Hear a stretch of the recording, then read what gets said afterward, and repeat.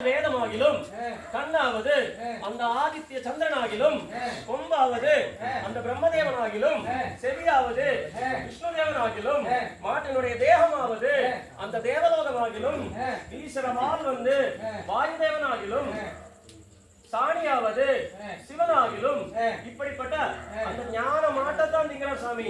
உழுத்த மாட்டை கிடையாது. சத்த மாடா ஞானோட மாடா வைக்கணும். அடியே நீ என்ன சொன்னாலும் சரியப்பா, உனக்கு தேடல் இருக்கு, நீங்க வரக்கூடாது. அதுக்கும் ஒரு ஒப்பு சொல்லி கொடுக்கிறார் சாமி. உங்க கண்ணெல்லாம் நல்லா தரவி, செவியெல்லாம் நல்லா தோண்டி நல்லா கேட்கோங்க.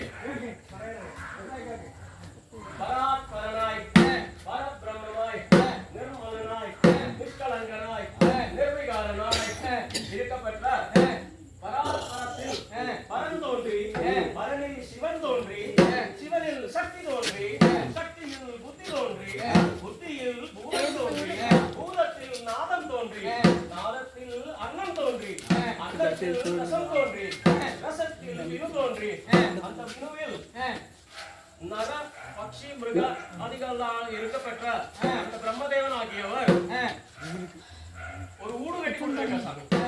அது வாக்கால சொன்னா தெரியாத சாமி, பாட்டாக படிக்கிறேன், நல்லா கேட்டுக்கோங்க. சொல்லப்பா.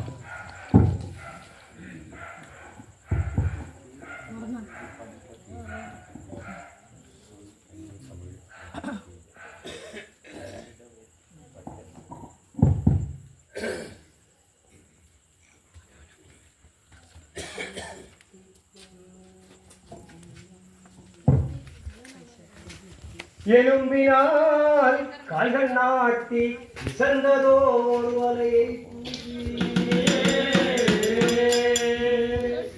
நாம் வெல்லும் பாக்கி பின்ன நரம்பினால் வலி துயட்டி சலம் வர சுமர் வைத்து தோறினால்